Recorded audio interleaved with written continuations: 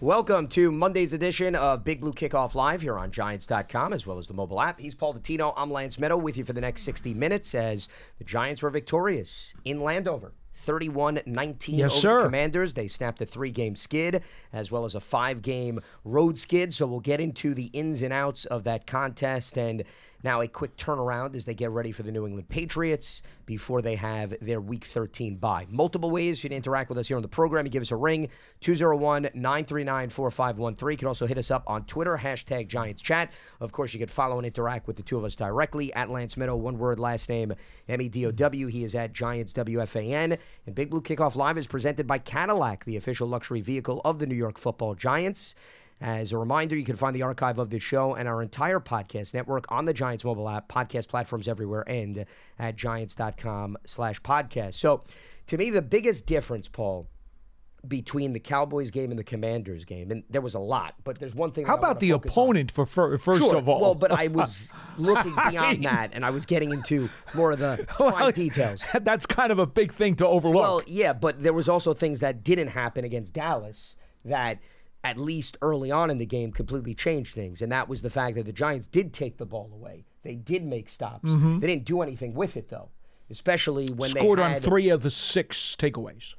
You're talking about yesterday? Yeah. Yeah. Well, that's what I was getting at. 6 takeaways, 24 points, including a pick 6. And that was huge because you made Washington pay for all of its mistakes. To me, the most telling number from the game the other day is the Commanders had 12 legitimate possessions. I'm removing the possession at the very end of the first half, and I'm removing the possession at the very end of the game because it was one play, okay? Yep. So 12 legitimate possessions. Okay. That means that if you turn the ball over 6 times, you took away half of Washington's possessions in which there was no way they were going to put any points on the board under any circumstances. You handicapped the Commanders based on all of those opportunistic plays. Mm-hmm. And that, to me, was a significant difference maker. Regardless of what we saw on the offensive side of the ball, what Tommy DeVito and company did, they had some explosive plays. It was making sure that Washington was really playing from a trailing position, regardless of the score, for the majority of the contest. Well, it's one of the things that I had asked Saquon Barkley about in the game on the MSG postgame show, and that is, again, how much of a difference does it make when you can play from ahead? The game flow has really been one of the Giants' worst enemies all season long, Lance. I think we would both agree. We know the injuries have been the top antagonist for why the Giants are where they are. But game flow has also hurt this team almost weekly, to be frank with you. It didn't hurt them yesterday. And that just goes to show you when you can capitalize on your at-bats.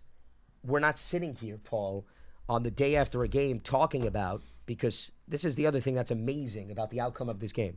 Washington outgained the Giants in total yards. Mm-hmm. They outgained the Giants in sacks.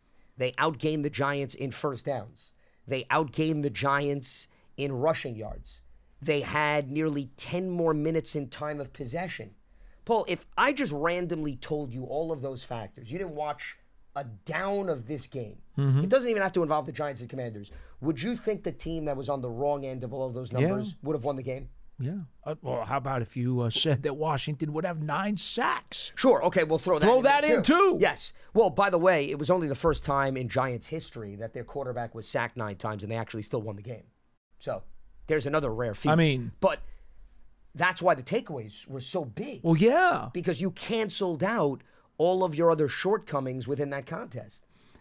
The Giants, well, I don't want to get carried away with this, but this team yesterday, I know that Washington was still with a little bit of oxygen in its lungs.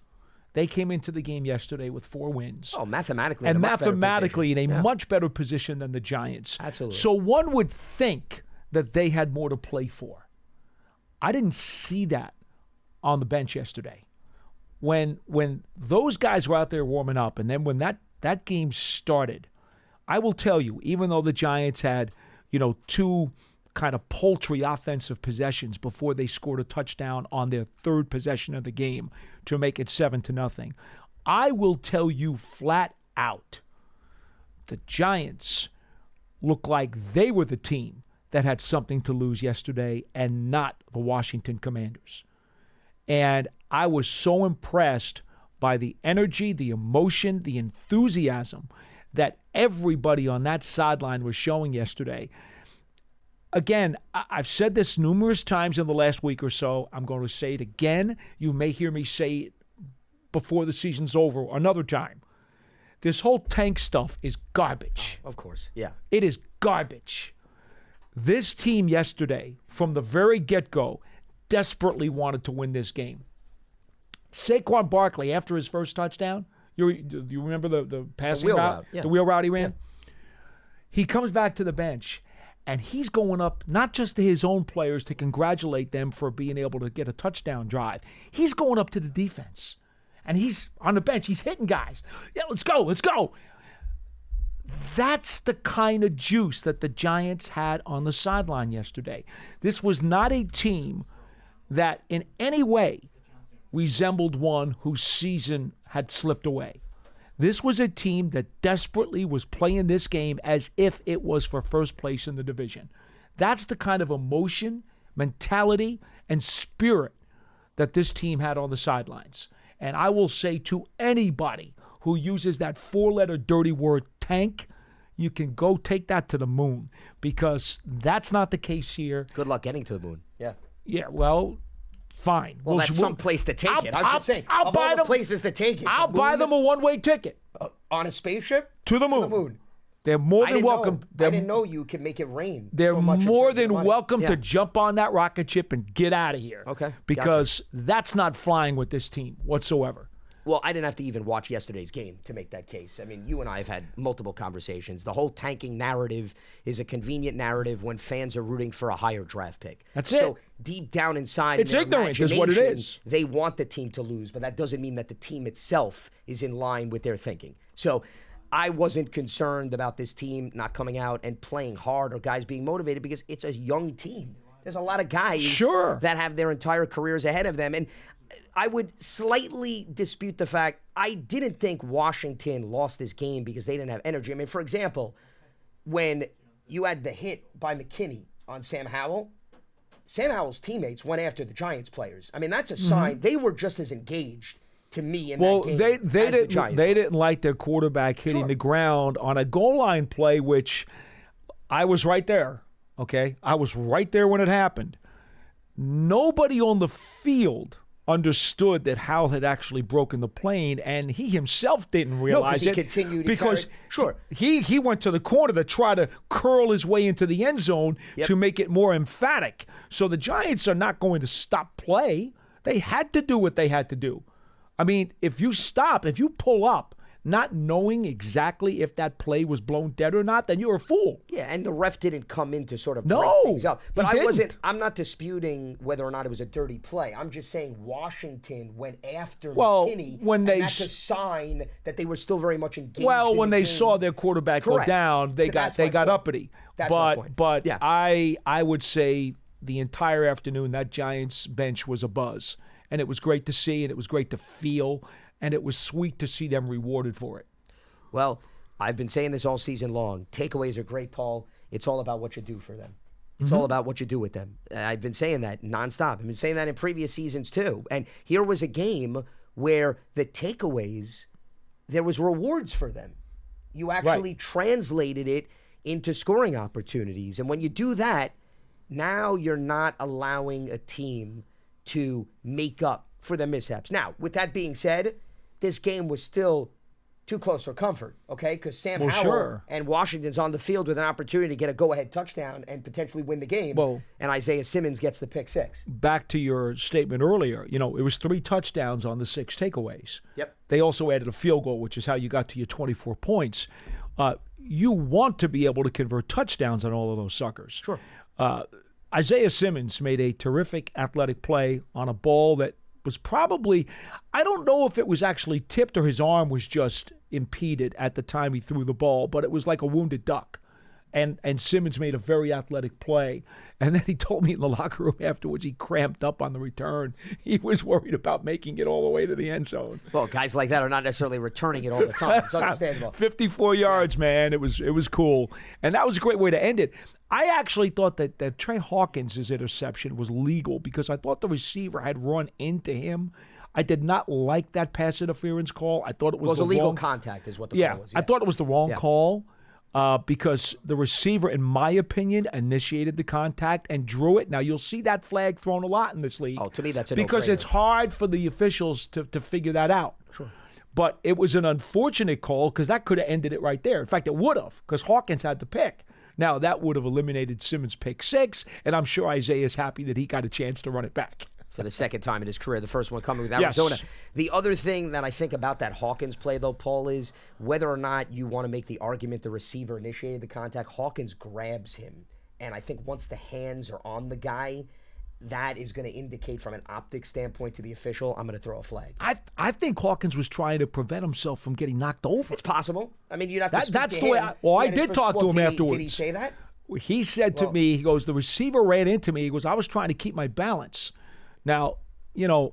But remember, officials can't get in the mind exactly. of a player. I get it. They can't officiate that. So half the time that's going to get called, half the time it won't get called. It's an optics thing. Exactly. But I'm saying to myself, when that happens, I'm saying to myself, oh no, we got another situation where an official at the end of the game could actually decide the outcome because you never know what Washington might have done with that drive had Simmons not picked it back and taken it for the 6 points. Sure. I'm going to admit, when that play happened and they took away Hawkins' pick, I was thinking of the ending of the Jets game. I'm like, oh, are you serious? The Zebras are really going to do this again? So... Well, that's because Washington had also moved the ball effectively throughout the game, despite the opportunistic plays. They had over 400 total yards of offense. But Howell is whipping it around. Well, it leads the NFL in passing yards coming in, and clearly that's not going to slow down based on his numbers against the Giants. But this was a game in which they did find a way to finish. They did find a way to complement the offense and the defense, and even the special teams had a takeaway. The other thing that I want to bring up, more often than not, sometimes people make the argument that takeaways are lucky. It's pure timing, being in the right place at the right time. If you look at the nature of all the takeaways for the Giants, with the exception of the one that Howell overthrew his intended target, I mean, that was just a bad throw, and the Giants were in position to make the interception. I'm referring to the very first the Holmes one. Of the game. No, the Darnay Holmes was later in the game. Yeah. The Darnay Holmes one. Which one? I'm saying overall, all of the interceptions were a product of, and the fumbles were a product of the Giants fundamentally making sound defensive plays on the ball. Totally agree. You had Bobby Okereke getting his hand in there with a punch out. Charles Peanut Tillman, former Bears cornerback, was known. That was That's what he did. Play. That's what he did. All the Giants were mimicking that. Cordell Flott punched it out beautifully. So which one was the gift? Well, I'm not saying it was a gift. I mean, you're saying they earned 5 of the 6 takeaways. Yeah, the very first interception. The first interception. The first one. Let me look at that. By Nick McLeod. Yeah. The one where Sam Howell airmails it and he overthrows his intended receiver. Okay. I mean, it wasn't as if they deflected it or did anything. It was just Howell put it in a place where his receiver was not going to get to it.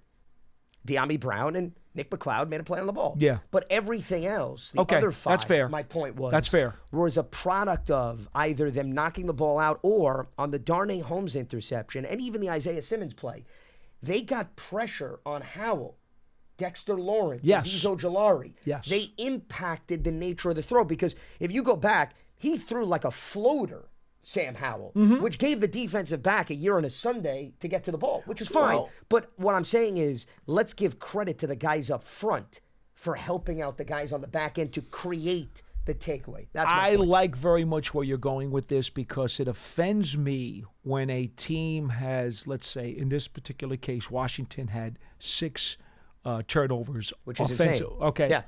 Well, you'll often see when someone looks at a stat line, and this is part of the problem. They'll look at a stat line, they'll say, oh, the Giants forced 6 turnovers. No. They forced 5 turnovers. One of the turnovers was a gift. Yeah. That's what you're talking about. That's the exactly phrase that a team forced turnovers, sometimes the other team just gave it to you. It was a giveaway. Yeah, or what happens It wasn't really a takeaway. It was a giveaway. Sure, and I didn't mean to interrupt you. What happens if a guy slips and the ball pops out of his hand Right. and he wasn't hit? Did you force the takeaway, or were you fortunate to be in the right place And I at the right understand time? that. And I'm sure that coaches actually do log that stuff. I would hope. Yeah. Okay. The Giants had one gift that they dropped, Pennock. Yes. And he talked about it on the call today, how his dad gave him massive grief. Because he had the one-hander in training camp. The magnificent play. He's like, I knew it. As soon as I hit the ground, I knew my dad was going to get me on it. And that was a gimme. And Pinnock did not hold on to that. Otherwise, you're absolutely right. This was a game where the Giants defense really earned their keep. And it was a much-needed performance. Because, without a doubt. Paul, they're coming off 2 defensive performances where they gave up nearly 1,000 total yards to the Raiders as well as the Cowboys.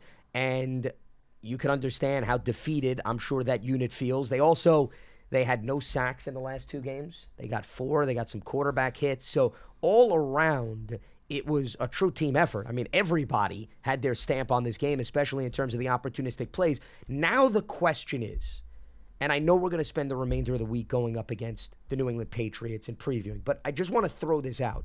It's been Dr. Jekyll and Mr. Hyde, Paul, with the defense this season, right? I mean, we've had really good performances and then not the same case the following week. Here's another offense that is struggling actually more than Washington this season. And we have no idea who's going to start. We don't know if it's Mac Jones or whether or not it's going to be Bailey Zappi. But the point is, can you now duplicate what you did against the Commanders? And I'm not saying 6 takeaways. That's a volume That's asking a lot, right? through the roof, okay? They had 6 against the Washington then Redskins back in 2014. Yeah. Well, last time they had 6 So in a we're game. talking about a decade has passed Yes, since sir. that last happened. It just Yes, goes sir. to show you what a rare occurrence that is. But my point is, can you make plays that fluster the opposition and put yourself in a spot to come through with stops and maybe shorten the field for the offense? Can that happen again? That's the question, and that's something to watch against New England. Well, the key being that the Giants did control the game flow. And I just think that has a much bigger dramatic impact on what happens with this team because, look, we've seen during the middle part of the schedule when the offense was sputtering and the game flow went against them, the emotion and the mentality clearly was impacted. Yeah. Because they understood, okay, look, we're going to fight. Oh, geez, we're down. Oh, we're down by 2 scores now. We got to keep fighting, but what's the chances we're going to be able to make that up? Well, guess what? Game flow yesterday, they didn't have to fight to make stuff up. They were just doing what they were doing and holding the lead the entire game. I'm going to say it again. Game flow against the Patriots. They get down against the Patriots, it's going to be a much harder victory. Okay? But if they control the game flow against the Patriots, take the lead early, they'll control the game flow, they'll win the game. I really feel that way. 2 real quick things I want to mention to you. Kayvon Thibodeau, 2 more sacks. Yep. Puts him over double digits. First time Wake Martindale as a DC has had a double-digit sack guy. Okay, so great for Kayvon Thibodeau. Could do without the slap to the head at the end of the game.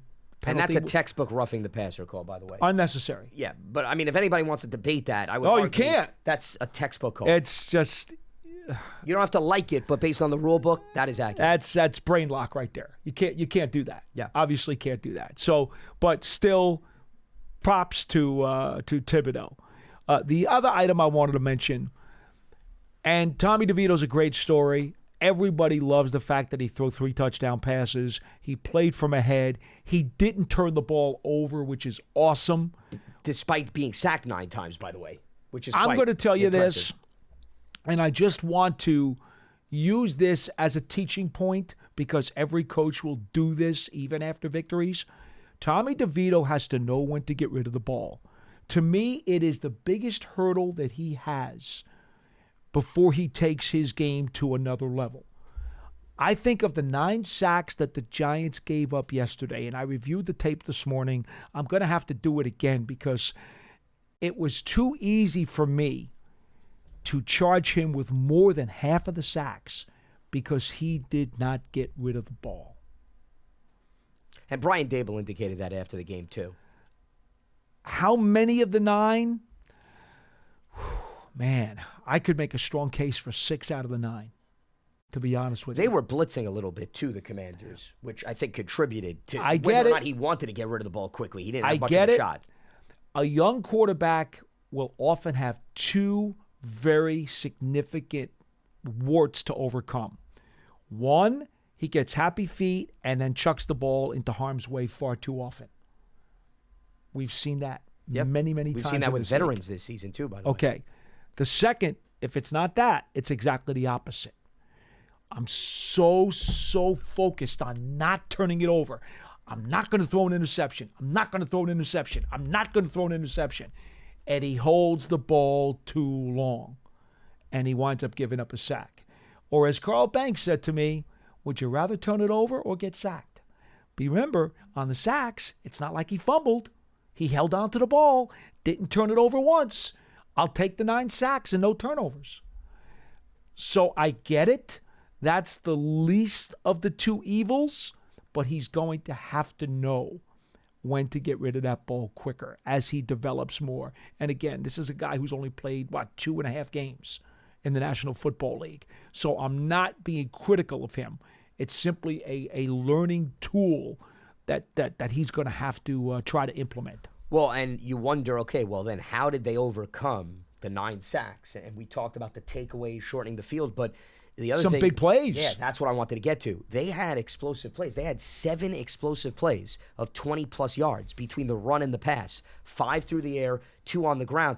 I mean, Saquon, the team had 8 runs for no yards in the first half. Right. They did nothing on the ground. Right. So that's why the more and more you study this game, you say, how did the Giants win a football game where they had no rushing yards and the Commanders were dictating the play in the trenches, yet you get the explosive plays. Darius Slayton, 40-yard touchdown. That was huge. Saquon, the wheel route, 24 yards. Darius had another pass play for 24. Wan'Dale Robinson had one for 21, and Saquon had 2 30-plus yard runs. So those add up, Paul. I think Bellinger had one too. Bellinger had a 26-yarder. Correct. That's the one that I did not mention. But the point is, if you look at the touchdown drives, they were between 4 to 6 plays. They weren't 10. They weren't 12. They weren't 13. This team cannot survive 10 to 13 play drives. Why? Because negative plays, like we saw, are going to happen. But if you have a 40-yarder or a 25-yarder, if you take a sack for a loss of 7 yards, now, Paul, that's not a backbreaker. You're able to overcome it and survive. And that was, in addition to the takeaways, the explosive plays. Those are the 2 reasons why the Giants won this football game. I'll give you a really cool number. Did you know that on each of the Giants' offensive scoring drives, I'm going to take Simmons' pick 6 out of it. And that's an explosive play too, by the way. It is. 54-yard pick 6. It is. Yeah. But on each of their offensive scoring drives, because they had 3 touchdowns and a field goal, Yep. those 4 drives, on each one of them, they converted a 3rd down. And they also, I guarantee you, I believe they may have had an explosive play on each of those drives, Well, too. let's see. They had 2 explosive plays on the first touchdown drive. The second touchdown drive, they had the Slayton touchdown. That's okay. That was 40-yarder. explosive. Yep. Okay. So that's 2 for 2. Third touchdown drive, Barkley had the explosive 36 and 26-yard runs. So there you go. Okay. That's 3. And the field goal drive, Barkley 31 yards. Okay. So see, you don't think that's a coincidence? That's what I'm talking about. And those were other elements that had been lacking in previous weeks. You don't have explosive plays. You're playing from behind. The defense knows it. And now you methodically have to move the ball up and down the field. It's not going to work under those circumstances. And you talked about the fast start in terms of what they need to duplicate against New England. The Giants scored a touchdown in the first quarter for the first time this season. That had not happened at all. You had field goals. I wanted to shoot off fireworks, but they wouldn't let me have them on the sidelines. Well, something tells me the Commanders wouldn't have wanted you to do that. Maybe if you were at MetLife, you could have orchestrated that. But, I mean, we're talking about, once again, getting over multiple hurdles. And when you do that, you give yourself a fighting chance. The takeaways, the explosive plays, scoring early, not putting the defense in a precarious spot, the defense shortening the field for the offense, all of those things were apparent. and it added up to a long-awaited W for the Giants. A few reminders before we open up the phone lines at 201-939-4513. Giants Huddle Podcast. You can check that out, giants.com/podcast. And you can also check it out on your favorite podcast platform. Single tickets still available. On sale now. Don't miss the Giants at MetLife Stadium. Giants.com/tickets to secure your seat, and the Giants official connected TV streaming app. Giants TV, it brings you original video content, game highlights on demand and direct to Big Blue fans. Giants TV, it's free. It's on Apple TV, Roku, Amazon Fire TV, as well as the Giants mobile app. All right, let's open up the phone lines. As we move forward here, we check in with James in Georgia. James, welcome to the program. What do you got for us? What's going on, big fella? You're doing all right. What's on your mind? Good. Nothing much. It's a good win. It's always a good win. You never play the game to lose. Football is the hardest game to tank in. There's just so many situations. Now, I was listening to the Chris Canty show, and Canty, he said, which I agree with there in all sports, is validity to tanking. It's hard to do in football. Then other sports are a little bit easier, but there is validity. And he brought up Jaguars a couple of years ago, tanking to, quote unquote tanking, because you knew Trevor Lawrence was coming up the year after that. Well, the rationale behind that is that teams sometimes will part ways with talent or play younger guys because perhaps it positions them to not have a successful run in a game to close it out. But that's still not. Say we're looking at younger guys. Correct, we're not exactly. playing our best players, things like that. Yeah, but those guys are still playing hard, though. That's the point. Oh, yeah. So, yeah. I mean, it is what it is. But when you put like the third string offensive line out there to play for the whole season, that third string offensive line is going to play hard. But, the general manager says, here's the guys you're going with, Yeah, well, there's limitations. But the bottom line is, James, that doesn't apply to the Giants because the Giants are playing their regular guys. Correct. Oh, yeah. I'm not saying this applies to the Giants, but we are earning a pretty low pick this year, no matter where we end up. And the same way Gettleman sat up there and said, you got to take your franchise quarterback. There are better quarterbacks coming out this year than when Daniel Jones came out. I don't know any quarterbacks that came out besides Jones that are still starting in the league from that year. Yeah, Kyler Murray is. Kyler Murray and Jones, and Kyler Murray just got back. We might not see Jones for the same situation until week 7, week 8 next year. But the production standpoint from like Jones's college career, I can give you 6 quarterbacks right now from they have better, college or. Well, I mean, production. James, that may be the case, but the bottom line is, as we said, we have no idea where the Giants are picking. So, I mean, you're still operating in the land of the unknown, regardless. This is true. This is true, and you have guys like Jaden Daniels, who's not even projected till maybe the second round, who has way more production than what Daniel Jones had in college. So when you say, when you justify, taking a quarterback over what you have now, if it's a production business, just look at what, the guy has done versus the guy you have now and what he did when he was in college. And you just have to project, hey, this guy might do. Sure, but I think, James, listen, there's more to it, and I appreciate the phone call. The reason why, Paul, not to get completely off topic, I don't buy the production in college argument for quarterbacks. You can't. How many Heisman Trophy winners, won the award and were very productive at quarterback and never panned out in the NFL? Yeah, so, I mean, that to me is the perfect example of how you can't go based on production alone. That is probably the most shallow reason you could ever give to draft a quarterback. Quite frankly, it's preposterous. Yeah. Now, as far as where the Giants will pick, heck, they're one win away from being outside the top 10. I mean, there's such a cluster right now of teams that have 4 wins in this league. Everybody's bunched together. And the Giants right now have 3. And believe you me, their schedule is easier in the second half of the season. whether or not Tommy DeVito holds the job or Tyrod Taylor steps back in, you look at the remaining games on the Giants' schedule, and they're playing teams in their weight class. They should be competitive against a bunch of these teams, and they will at have least chances. the next two, I would say. New England and Green Bay have their fair share of question marks. I mean, New Orleans and Philadelphia, I wouldn't I necessarily think the put in their Rams weight are class. very much in their weight class, too. Rams have had some issues. I mean, Stafford's back now. So, He was dealing with some injuries. I don't think it's unthinkable to think the Giants could win another 3 or 4 games. I don't think that's totally insane. It's not. And if you finish with 6 or 7 wins by the end of the season, guess what? You're not going to pick in the top 5. That's why all these you may wind up being like 10 or 12. Yeah, and you may not be in the vicinity of a player such as a quarterback that you have a great deal of interest in as a result. It all depends where you land and how your draft board is stacked. So it's, again, that kind of conversation is just so premature. So please don't throw out there, we think the Giants are going to be picking in the top 3 or they're going to be picking in the top 5. Look, if you've got a winning lottery ticket, go cash that winning lottery ticket, and then you could tell us where the Giants are going to pick and who they're going to take, because then obviously you know. But none of us do. Here's the other thing that I wanted to add on before we go back to the phones here.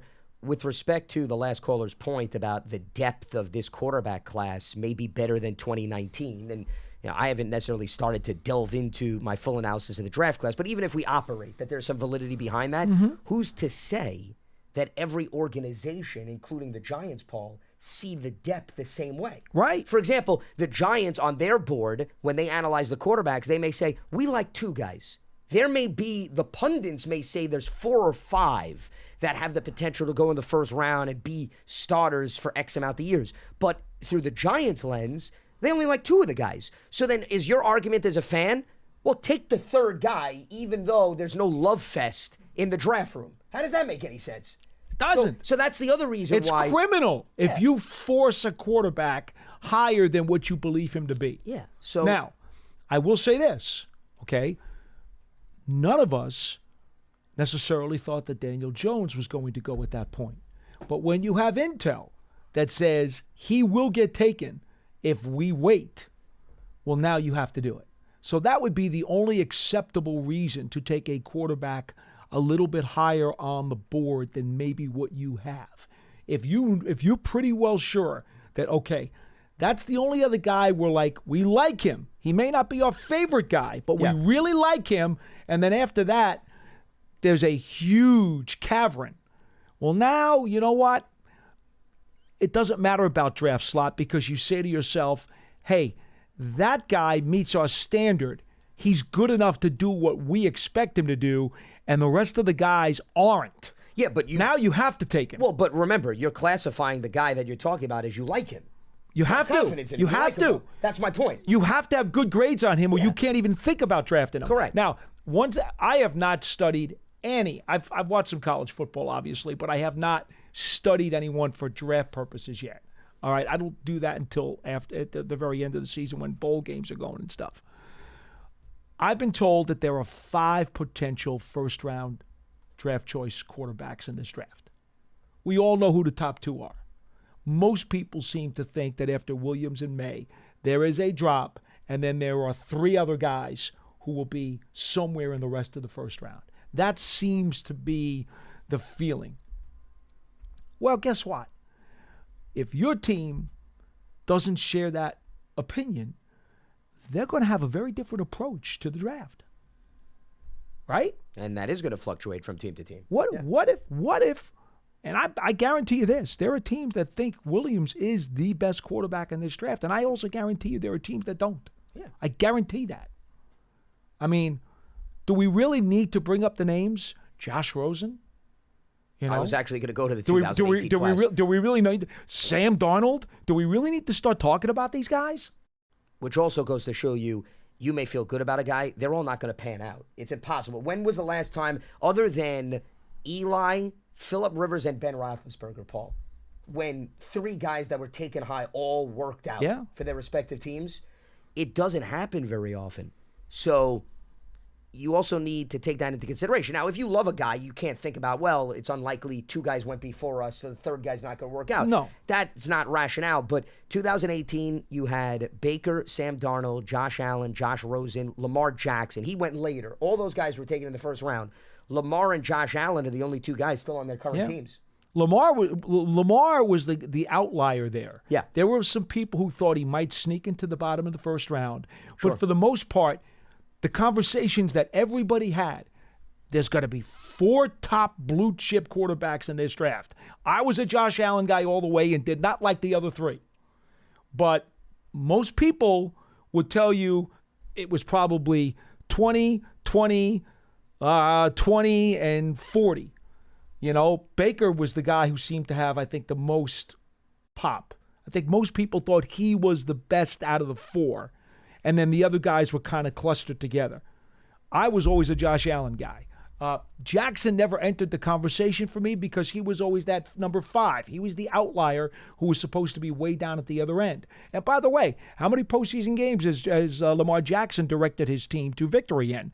Now, I'm not going to get into the one-loss thing for quarterbacks because that's BS. Yeah, well, that makes no sense. I wouldn't even go there then. That makes no sense. Yeah. But Lamar Jackson, okay, he is so much of a runner and has had so many injuries, you could question the validity of his value. Well, but this despite season, his MVP. Well, but this season, though, he's not running Now, as much. So smart man. Well, also, they got he finally figured it they have out. A new offensive coordinator, Yes. too, who's helping. Yes. Todd Monken, who I talked about it before the season. I think it's a really nice match, but he's helped the team win a lot of games, Paul. Okay. They may not have a Super Bowl trophy, but they're winning more often than they're losing. So Lamar Jackson's a better credit. quarterback now than he had been at any other time in his career. Yeah, which goes to show you the environment and the play caller shapes the QB. And when you smarten up and stop running like a maniac. Yeah. Here's another example before we head back to the lines. And I know sample size is small, but Bryce Young went number 1 overall this year, right? Right. C.J. Stroud was the second guy, and Stroud is outperforming Bryce Young. No doubt. Now, that may not continue. I don't know. We got to wait and see. Do we need to go to Manning and Leaf? Do we need to go there too? Well, I mean, I wouldn't put Bryce Young in Ryan Leaf's category, but I think that there's a little bit different factor. But the point is, C.J. Stroud is having a really strong season, and he's uplifting Houston, and it hasn't clicked necessarily for Bryce Young in Carolina. So, environment, your house, and whether or not it's in order is going to tell whether or not I feel bad we got onto wasted time on this whole quarterback conversation. It's going to come up again. That's going to continue to come up. Here's the day after the Giants just came up with this great victory over Washington, and we're wasting time talking about the draft of the quarterbacks because the caller decided he wanted to go there. The bottom line is we took 30 minutes to break down the game, so let's not overlook that, Paul. Okay. There is substance here. Okay. All right? I think you're moving that to the wayside. Don't let one call all of a sudden ruin your mojo here. We'll bring it back full circle, I promise. All right, Leroy is in Charleston, joining us here on BBKL. What's happening, Leroy? Hey, how you guys doing? Doing all right. What's on your mind? Good, man. Hey, the last time I was on, man, I was real critical of one of the players, man, Paul, and you told me to give the kid a break, and I wanted to call in and apologize for that. Who was the player? Michael McFadden, man. He's playing so much better, man. Well, and I got to give it to him. Yeah. All right, cool. I got to give. No. Here's the deal, man. It's like I couldn't remember the grief we gave Gettleman when he let Odell left. But now you look at that trade, man. We got Dexter Lawrence in that trade, man. Yep. And he could possibly be the best interior defensive lineman in the game. He's right up there. And Gettleman did a good job with that, man. Yep. And then he brought in Saquon, and Saquon could be the best running back in him. And he brought us 2 goal jacket guys, like he used to call them. So I don't like to see them guys talk about Gettleman, man, like that, because he brought in Daniel. I think Daniel's going to be a pretty good quarterback for us. We just got to get an offensive line for him, man. And that's all he needs. And that was it. I just wanted to talk about those 2 guys, man. Appreciate the call. Okay. Yeah, well, we appreciate you weighing in. McFadden is probably the most improved Giants player on this roster, by the way. No doubt about it. I mean, every week he's doing something. And he was involved with the takeaways this week, too. Again, he's always front and center in a loss of yardage in the backfield, taking away the ball. I mean, him and Bobby Okereke, by the way, have great chemistry. They really work well together. I mean, they are so in sync with one another. Yes, they are. another takeaway that was a product of the two of those guys being in the right place at the right time after the Buffalo game, if you recall. They hooked up for a pair of takeaways. So that has stood out to me. And the other thing that's impressive is you go back to the conversations we had in the offseason, it was Darian Beavers, okay, coming off the torn ACL, and McFadden. Who I still like, by the way. I'm not giving up on Beavers. I'm not telling you to give him up. Okay, I won't judge you. Okay. As a result, you could keep him in your favorite clan, I promise. But the point is, in the span of a few months, we're not even talking about the loss of Darian Beavers anymore. Well, right. There's no room for him at this point. Because McFadden has performed and then some, above expectation. Exactly. And Wink, remember, and I'm not saying that coaches should not talk up their players, but give Wink credit. Wink had indicated every day in training camp, Mike is showing us something, and he wasn't hiding back. And he said, Mike is doing everything to position himself to be the starter. And the player has backed up the coach here. Wink is also the guy who, before last season, decided that Dexter Lawrence was going to play more nose instead of just playing defensive tackle. No, we're going to line him up over that center, and he's going to punish people. And I remember Wink saying, if he's not all NFL, it's my fault, because he knew how to bring out the best in Dexter Lawrence. And he did. I think Andre Patterson deserves credit too. I would not dispute that either. I'm sure they worked hand in hand. Yeah, well, especially what Patterson did in Minnesota, and you think about all those great defensive linemen.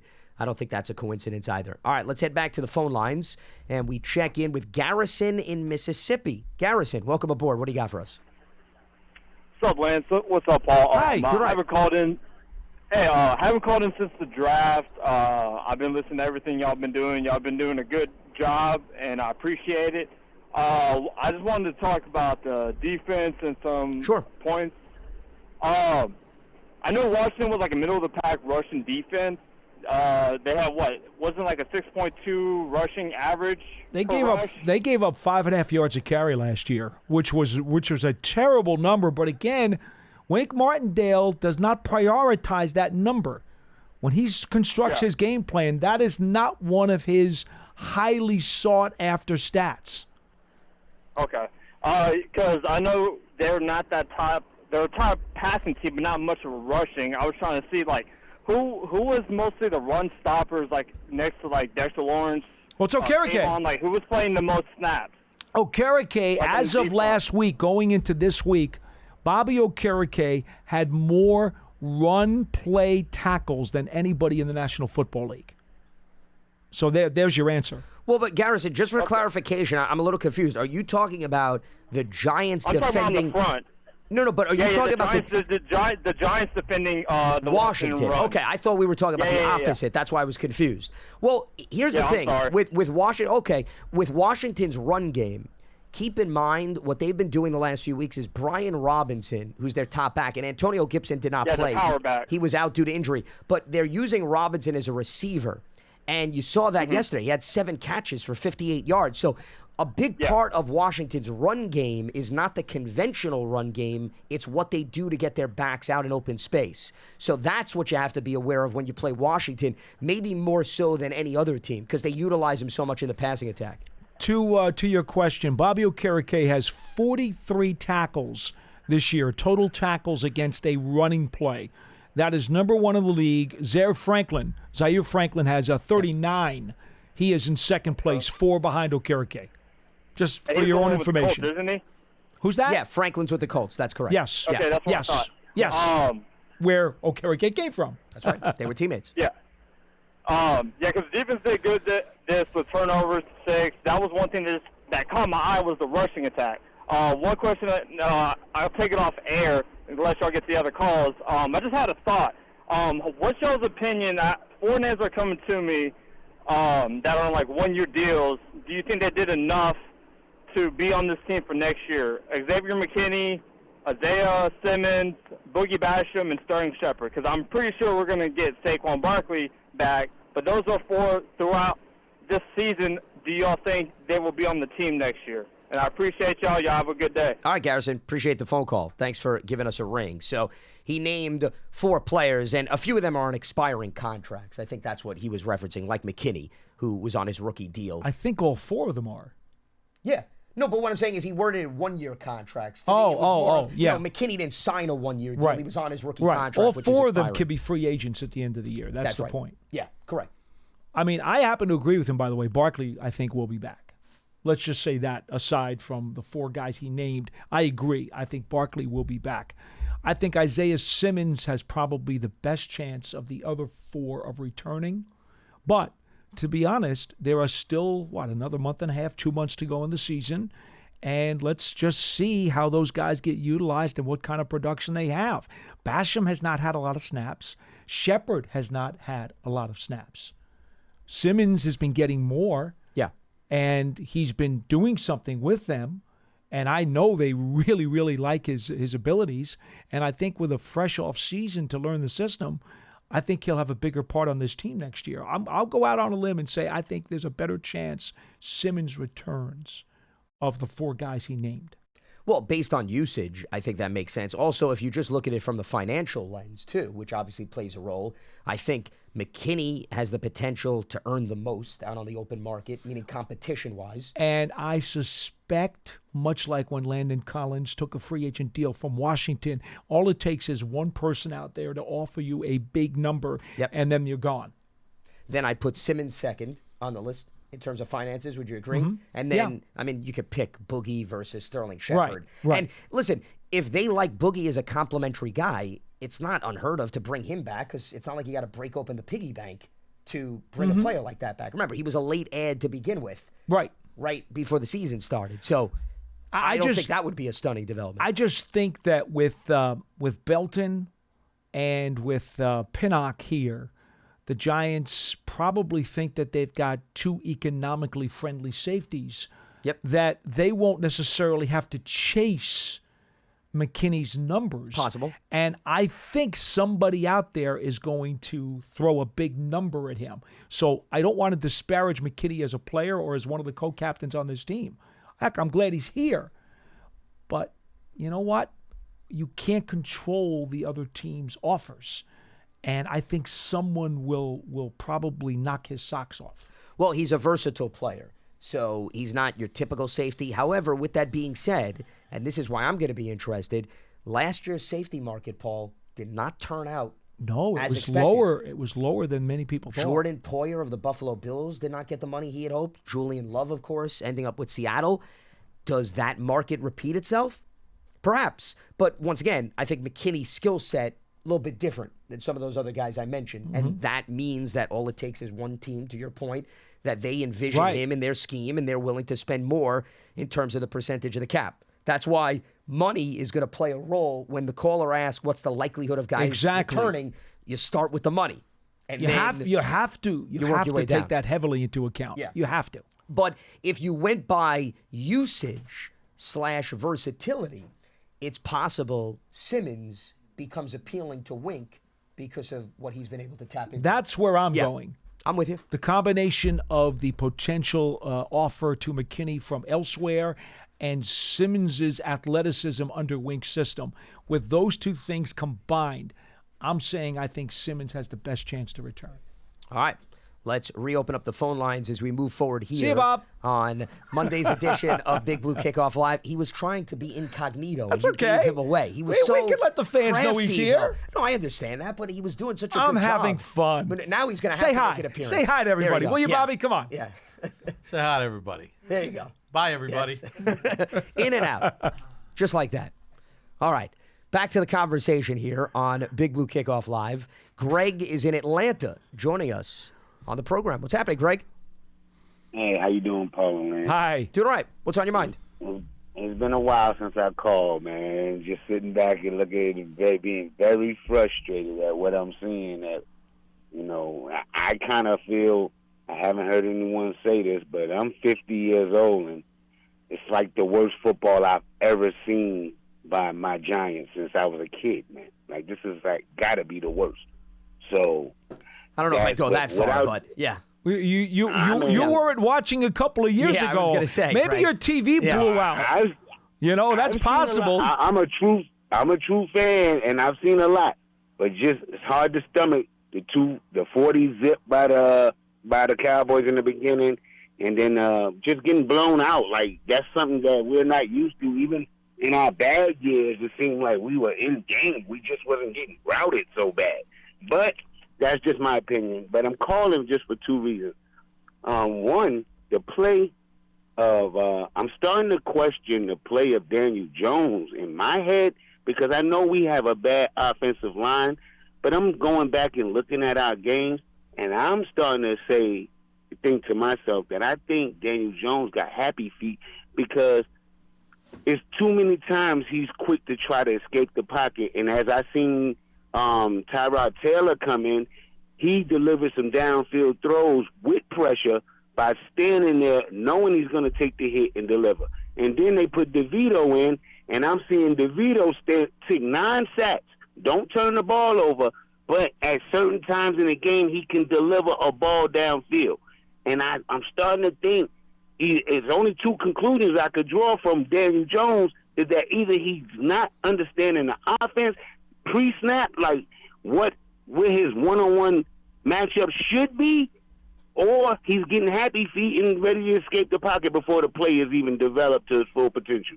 So I'm starting to wonder if we should hold on to Daniel Jones, or he, in his 3rd or 4th year, he has got to get better, man, at making his decision making, because the DeVito showed me yesterday that even with a bad line, you still can score at some point in the game or move the ball down the field at some point.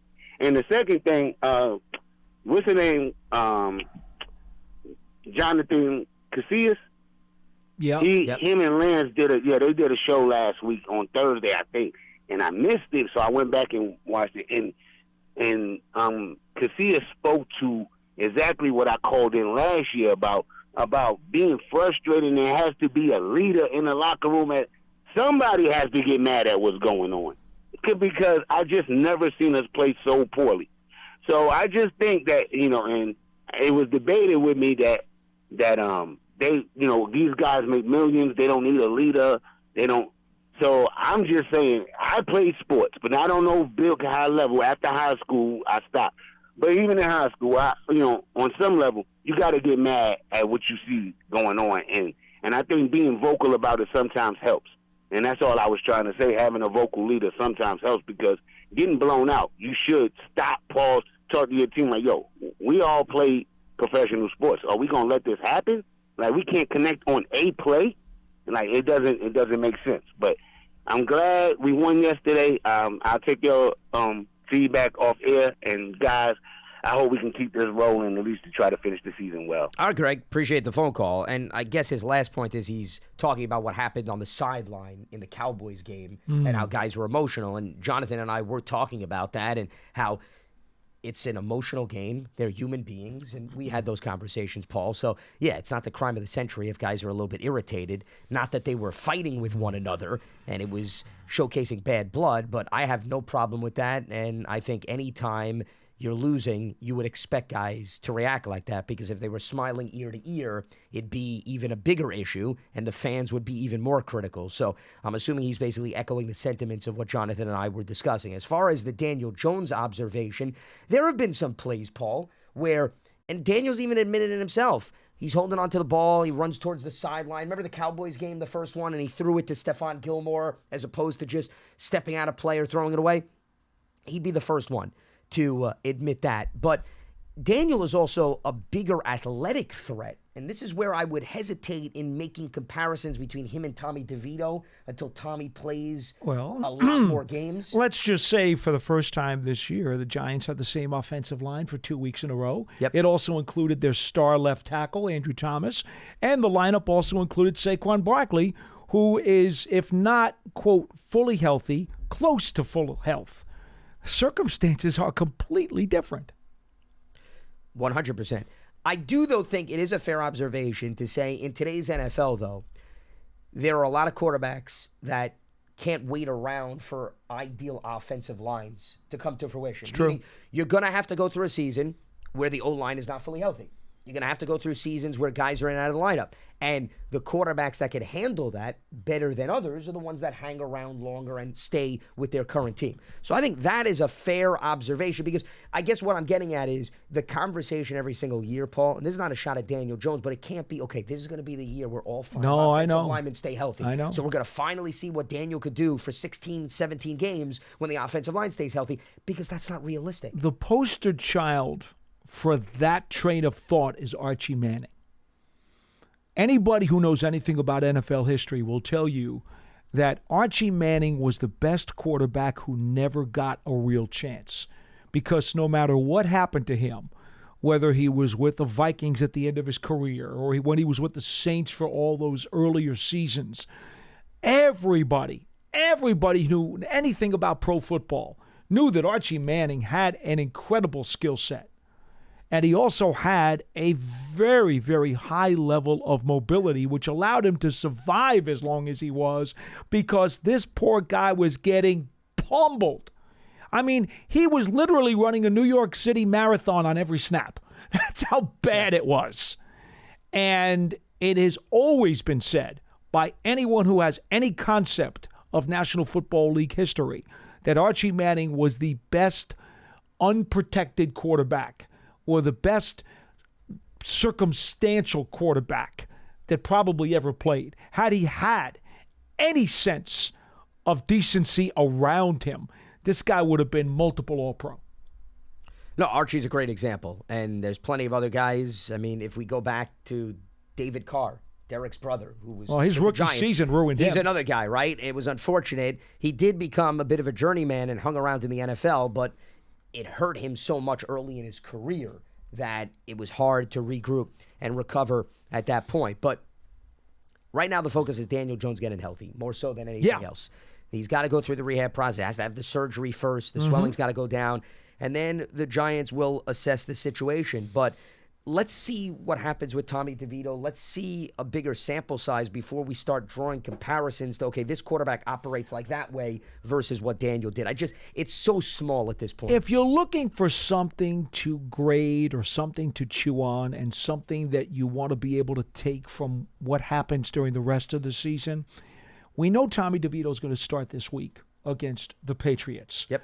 After that, Tyrod Taylor has the opportunity to come off of injury because he reserve. would have been sitting out for 4 games by then. We don't know what his medical status is, although I expect him to be healthy enough to come back. We don't know that for sure. They have not ruled him out for the season. Right. Nobody publicly has done that. Okay. But we don't know what the coach's timetable is in terms of when he'd like to get Tyrod Taylor back in the lineup. It is also possible that Tommy DeVito, who has shown improvement in each of his 3 appearances, maybe they decide that, you know what, Tommy DeVito gets to keep the job. Yep. They might decide that and use the last 2 months as an audition for Tommy DeVito to solidify his role as a backup on this team. Because Tyrod Taylor does have, I believe, a voidable year in his contract to where he could opt out after this season and become a free agent, and you may not be able to get him back. Yeah, and he's an older quarterback. Sure. So he's going to cost more from that standpoint. So all of those things this factor in. could be Tommy DeVito's audition to be an NFL backup next season for the New York Football Giants. So don't discount that. And if they decide to let him play it out, it's because they want to find out exactly what he is. And then by that time, I would argue the last caller's point, you at least have more to operate with how Tommy performs within the offense. So that's the other thing. The other thing, real quickly, before we wrap up, and was a big difference maybe in comparison to when Daniel Jones had been under center, guys made plays yesterday, Paul, okay? You know, I just want to circle back to where we started. One drop. Yeah. That's it. You didn't have those mental One mistakes. drop. Tommy DeVito throws the ball deep down the right sideline. Saquon runs a beautiful wheel route, makes the catch. Yep. Okay? Darius Slayton, middle of the field, makes the catch, 40 yards to the Bellinger house. catch and run. Bellinger, okay?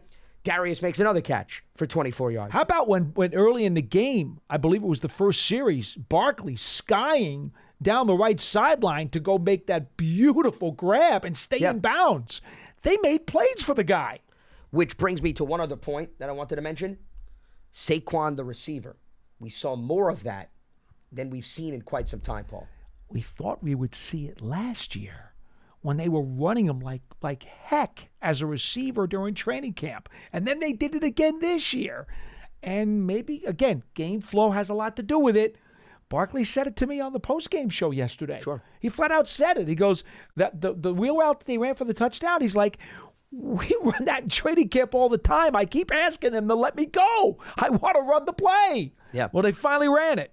How well did it do? Yeah, the reason I throw that out real quickly here before we end the show is... There's not a linebacker that can keep up with him. And that's why I wonder if we're going to see more of that moving forward. Because count me in. No, I know you. No, the reason I say that is because the adjustment for the Giants was, okay, we cannot manufacture a run game up the gut. They did have some success off the edges. Right. But throwing the ball to Barkley for 4 to 5 yards is the same as giving it to him on the ground. Right? It's an extension of the run game. What difference? Getting Barkley vertical, to me, has always been something that I thought we would see based on training camp practices. And for whatever reason, well, last year, look, they made the playoffs. Brian Dable was coach of the year.